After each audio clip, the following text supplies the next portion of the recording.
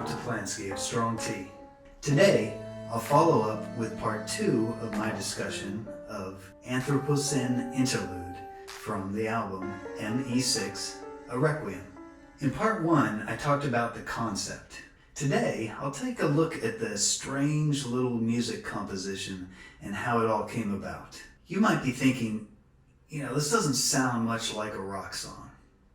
And you'd be right. In fact, it's a 12-tone composition. What is a 12-tone composition?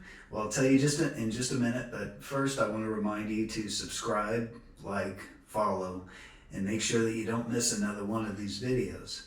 The album, ME6, a Requiem, will be available December 7th, 2022 on the Bandcamp platform for digital downloads and streaming.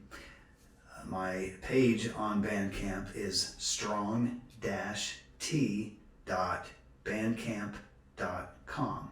And of course, the album will also be available on your favorite streaming service beginning December 7th. Okay, before we get into the details of the 12-tone composition and how it was used in the Anthroposin Interlude, you may be wondering, why did I even go there in the first place? Well, I envisioned 3 points of view that I use in the different songs in this album. First, there's a human point of view. The second is a non-human point of view. And for the third, there's a point of view representing judgment or accountability to a greater consciousness. The 2 songs, Anthroposin Interlude and The Judgment, are envisioned to be from this third point of view. And because I wanted them to be set apart musically from the other 2 points of view, I used the more complex musical concepts to represent this third point of view. So what is a 12-tone composition? The idea behind a 12-tone composition is that each of the 12 notes in a chromatic scale are sounded equally often, and no particular note in that 12-tone scale is given more emphasis than another. The way this is accomplished is by following a very specific method. First, you create a tone row, which is a row that consists of every single one of those 12 notes in the scale. And they can be in whatever order you want them to be, but no note can be repeated in that row. Here's how that works in the Anthroposin Interlude.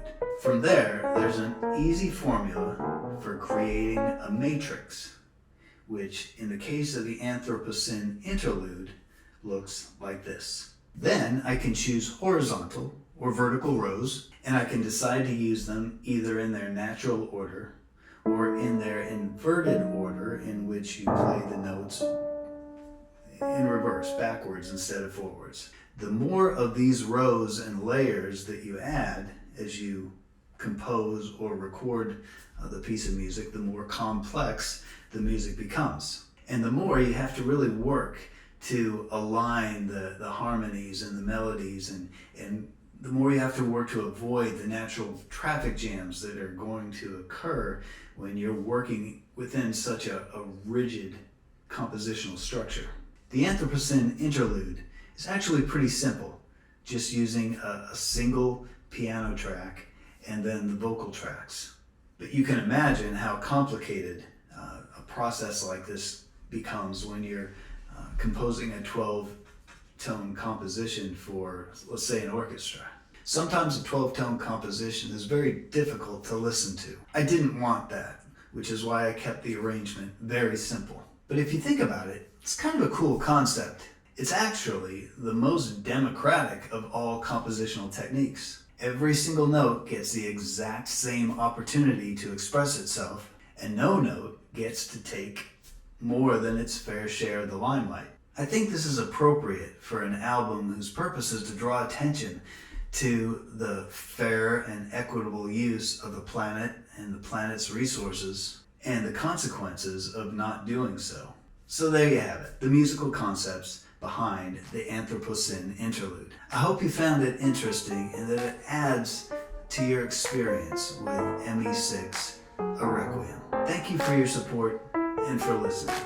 And until next time, peace.